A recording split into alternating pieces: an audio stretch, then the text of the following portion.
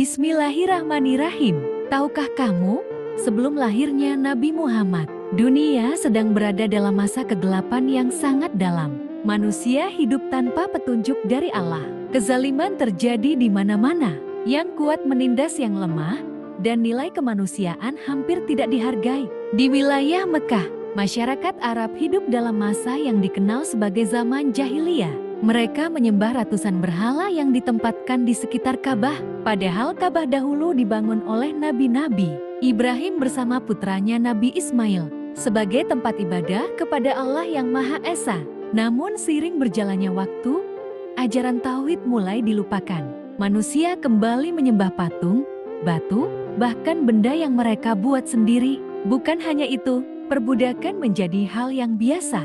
Wanita diperlakukan dengan sangat rendah. Bahkan sebagian masyarakat Arab pada masa itu tega mengubur bayi perempuan mereka. Hidup-hidup karena dianggap membawa aib bagi keluarga. Dunia benar-benar membutuhkan seorang pembawa cahaya kebenaran.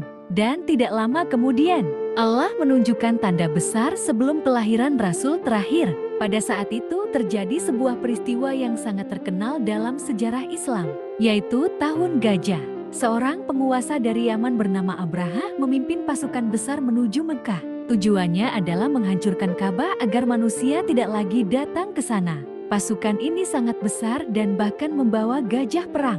Sesuatu yang sangat menakutkan bagi masyarakat Arab pada masa itu. Penduduk Mekah tidak memiliki kekuatan untuk melawan. Mereka hanya bisa pasrah dan menyerahkan perlindungan Ka'bah kepada Allah. Namun Allah tidak membiarkan rumahnya dihancurkan. Allah mengirimkan burung-burung kecil yang disebut burung ababil, yang melempari pasukan Abraha dengan batu kecil dari tanah yang terbakar. Pasukan besar itu hancur seketika. Peristiwa luar biasa ini kemudian diabadikan oleh Allah dalam surah Al-Fil di dalam Al-Quran. Dan pada tahun yang sama dengan peristiwa itu, lahirlah seorang bayi yang kelak akan menjadi manusia paling mulia di muka bumi. Beliau lahir pada hari Senin di kota Mekah.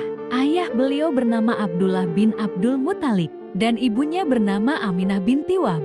Namun sebuah ujian sudah menanti sejak awal kehidupan beliau. Ayahnya telah wafat sebelum beliau lahir, sehingga Rasulullah terlahir sebagai seorang anak yatim. Kakeknya, Abdul Muthalib, sangat menyayangi cucunya itu.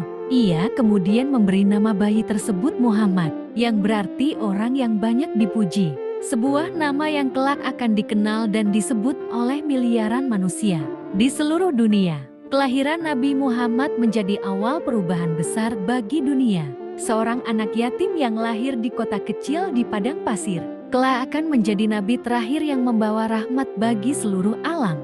Di part berikutnya, kita akan menceritakan bagaimana masa kecil Rasulullah dan siapa wanita yang menyusui beliau di padang pasir.